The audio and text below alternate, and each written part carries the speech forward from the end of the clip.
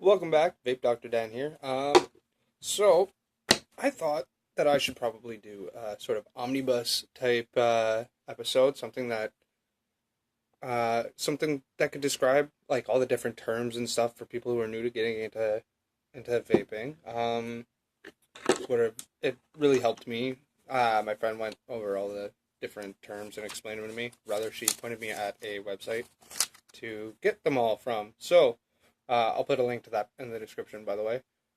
So I've written out a list here of the different terms.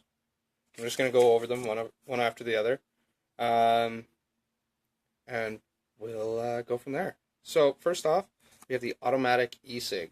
Now that's basically the ones that you can get at the gas station, where as you're taking a puff, they light up at the end: blue, red, pink, purple, all these different colors you can get. And it functions a lot like a cigarette. Batteries don't last too long. It also refers to other vapes that work in the same way, but those are the most common. Next we have on the list here an atomizer. Now that's the most important part of any e-cig. It's the kind that, or it's the part of the atomizer, or sorry, the part of the vaporizer that actually vaporizes the juice. It usually contains always contains some coils, a wick. This is a dripping atomizer that I've built. So we'll get into that later. But it heats up the liquid and turns it into vapor. Next on the list, we've got an adapter. Now that is one of these funky things. Hold on. Right here. So you can see it's got a 510 connection up top and a 510 connection down at the bottom. Now, there's other kinds that are out there that you can use for different devices. It's used for bridging devices that shouldn't be together, but can be together. So, for example, I have an Aspire tank, which is all disassembled because it's leaking. Again, I'll get to that term in a bit. I'm guessing you can guess what it means. So, you screw in the adapter to the bottom of your tank. So, instead of it having a flat bottom like that, it's got a little 510 jobby sticking out the bottom, so you can screw it into your mods, your pen styles. I'm getting ahead of myself again. You can screw it into all of your different devices. Next on the list, we have the battery. Now, it can vary for different things. Different units have different kinds of batteries. This battery, right here, is an Ego T battery. Just a little one that I got sort of as a backup in between vapes when I was using my other pen style, which is another term we'll get into in a bit. That's another type of battery. But there's also, for example, different types of mods use these batteries or these batteries. It's an 18650 battery. I don't know if you can see that's upside down. This is an HG2. It's got 3000 mAh, which is milliamp hours. Basically, the more milliamp hours, the longer you can use your vape without having to change the battery. Next on the list is a bridge. So, it's a good thing that this is all taken apart so I can actually show you the bridge. It's this little tube job here that kind of goes down the tank and secures to the top of the atomizer so that no juice goes in through the top, it doesn't flood, and it also helps flow the juice to the wick. Now, next on the list is a cartomizer. So, a cartomizer is, I don't have any on hand to show you, but what it is it's a cartridge and an atomizer all in one. So you've got your little coily job kind of built into this cartridge that's filled with some sort of polyfill or cotton, usually something that's inorganic, and they're usually one-shot jobs. Next we have a charger. I have a couple of different chargers. This one here is used for charging most pen styles. Some have USB connections. This one you just sort of screw the pen style on there. and plug it into a USB adapter, or into a computer, laptop, anything that has a USB slot. Also works for most other batteries. So, as you see, we can screw it onto this unit too. All sorts of different units that have an inset 510 connection. Next, we have on the list a clearomizer. Now that, again, I don't have a clearomizer here either. I lent it to a friend as a sort of backup. Like, my Ego T here came with a little yellow tank, and I call it a tank, but it's really, if you get down to it, it's a clearomizer, because it has the atomizer built into the tank. That's really the only difference between a clearomizer and a tank. A cig-alike is a, you guessed it, it's an e-cig that looks like a cigarette, functions like a cigarette, usually doesn't last too long. Cloud chaser, that's me. That's the guys who like big clouds. So just an example.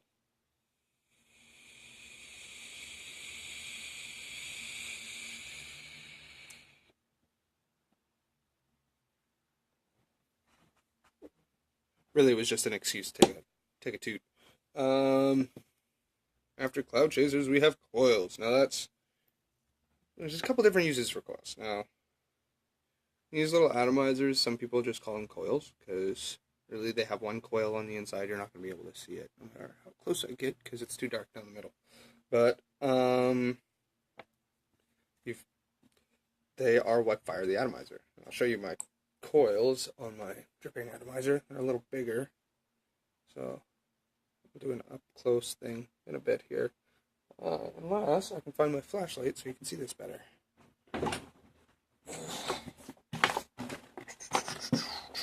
Sorry about that. So, you see there's some coils that I built. They just heat up when you pass a current through them, and they vaporize the liquid. They're the main component in the atomizer. After the coil, we've got a dripper. So that is also something that I do. It's for guys who like to unscrew my tank here from my voltmeter and plug that back in there. I'll switch on my dripper tank. Well, it's not really a tank, but it's a, holy crud. It's an RDA, so again, we'll get to that term in a little bit here. Just show you quickly. I'm also a dripper because I like to drip my juice rather than have a big tank. Although I do also like the tank sometimes. This coil build I have set up is going to need way less watts. Scroll that right down.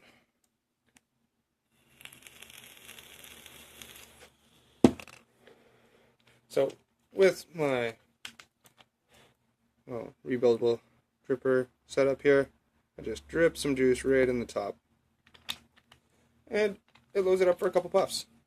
The more you drip, the more you'll get used to how many puffs you get for how many drips.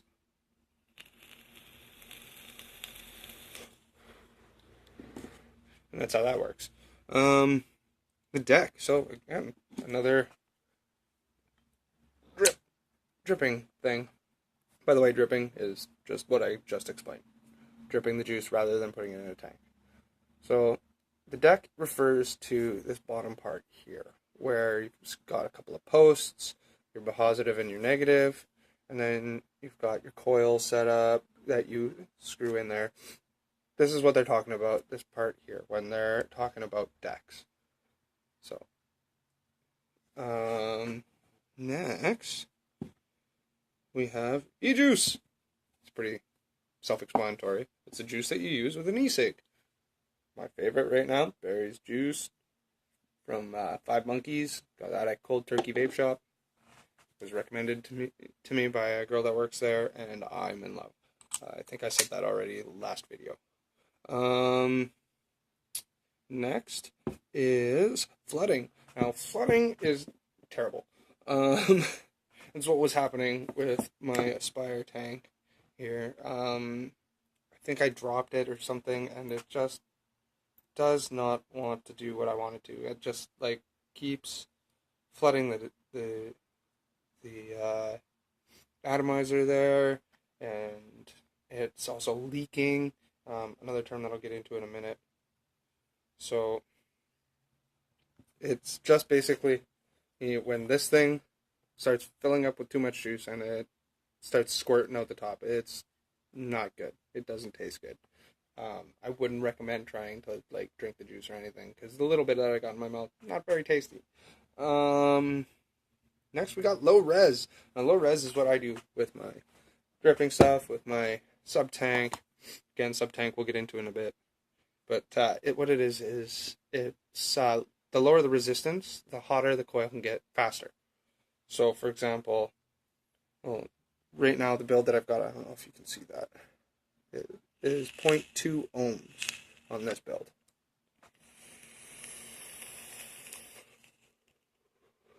So it heats up faster, it gets more vapor faster. That's what low res vaping is, or low resistance, depending on how you want to say it or how you hear it. Next on the list is a mech mod. I don't have a mech mod to show you. Basically, what it is something that wasn't intended to be a vape vaporizer. It got turned into a vape. So, for example, if I take this battery thing out of here, and if I can figure out I can't figure out how to get the LED lights out of there, but if I were to take that off, put some sort of top connector there, and wire this up so that it were a vape, that would be a mech mod. Something that's just straight mechanical. Got a button on the bottom so that you can take a toot, and a 510 connection so that you can plug in a tank, a dripper, or something like that. A mod can refer to a couple of things, and I'm not sure what's on. Okay, there we go. A mod refers to a couple of things. It can refer to modifications that you've done to something. So you've modded your tank, you modded something, you've modded a vaporizer. I put those batteries in backwards. But it can also just refer to a unit that wasn't initially intended to be a vaporizer. Either with control or not. So, for example, this is a box mod. I have control of the wattage. I have control. The voltage will change, but some of them have variable voltage as well. That's another term that's a little later on, but I'll explain it now anyways, get it out of the way.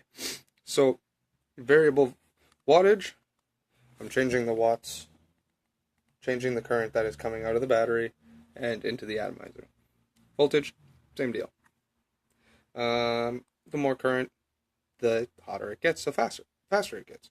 I don't need to run this coil setup at a lot of watts because it's such a low resistance. It heats up so fast that if I were to put it at a higher wattage, like say where I vape my 0.5 ohm, I am going to burn the crap out of my lungs. So watch and lap.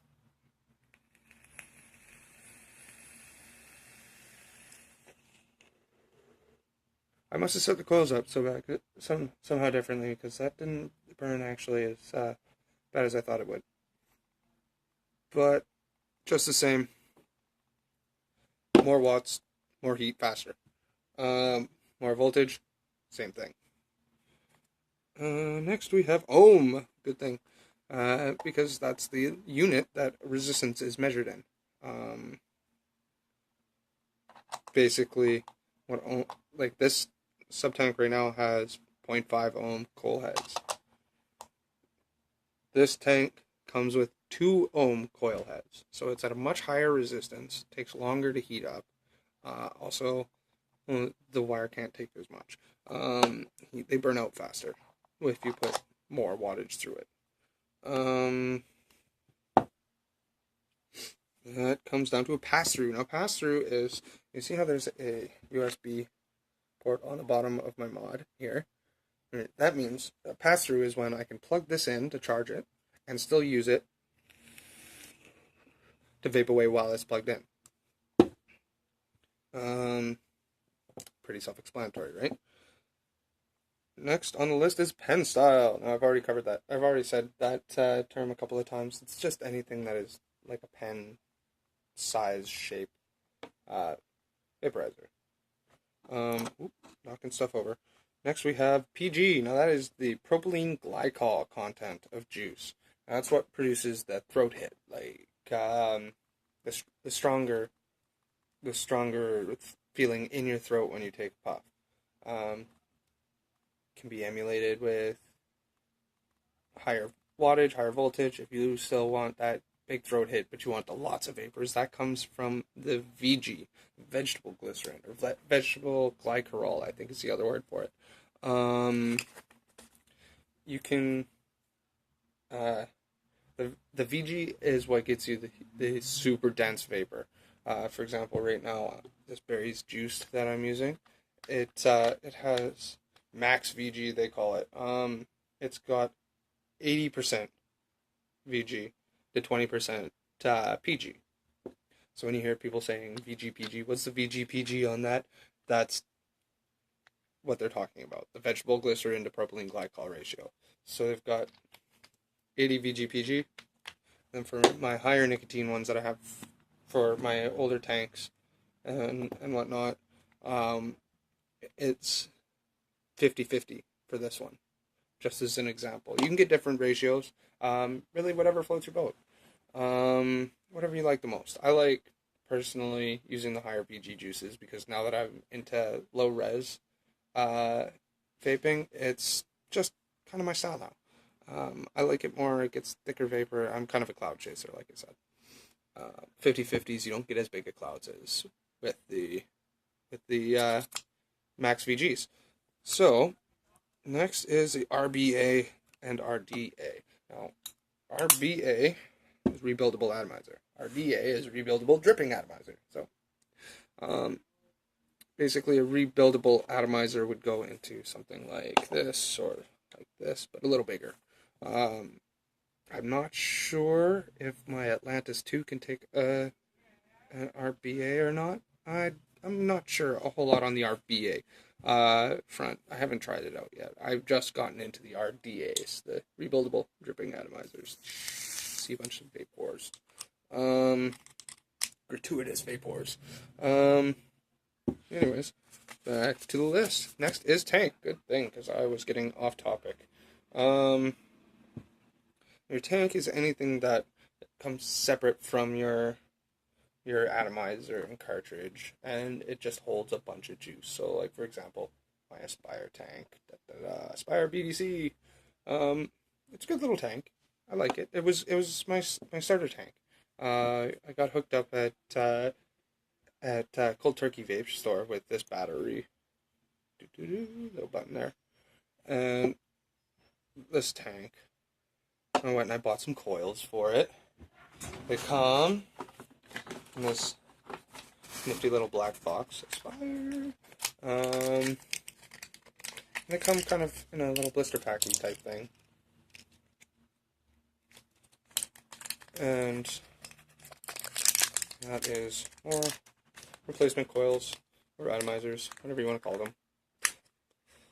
I like to call these ones coils, but really they're not. They're atomizers, technically. What is next? Vape. Vape is what you do when you're smoking these. You vape. A vapor with an ER, V-A-P-E-R, is what I am. I'm a vapor. I use electronic cigarettes or vaporizers. Vapor with an O, vapor, is the stuff that comes out of the vaporizer. Vapors. More vapors. Now, next on the list, variable voltage and variable wattage, I already covered. VG, I already covered that. Wick. your wick is this stuff right here. I like to use organic Supima cotton by Vapor's Choice because it was recommended to me at at Cold Turkey. Yeah, the Vapor's Choice stuff, I love it. It's got good flavor retention. It lasts like forever in a day. I usually decide to change up the coil and build something new before the cotton is done.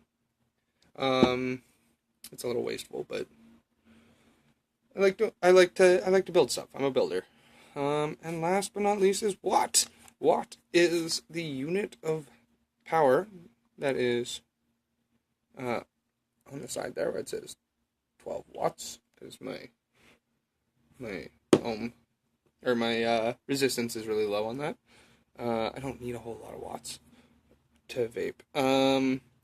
It's measured by 1 joule per second. That's what a watt is. And that's the little omnibus. So thanks for watching. Hope to see you again soon, and stay Smurfy, everybody.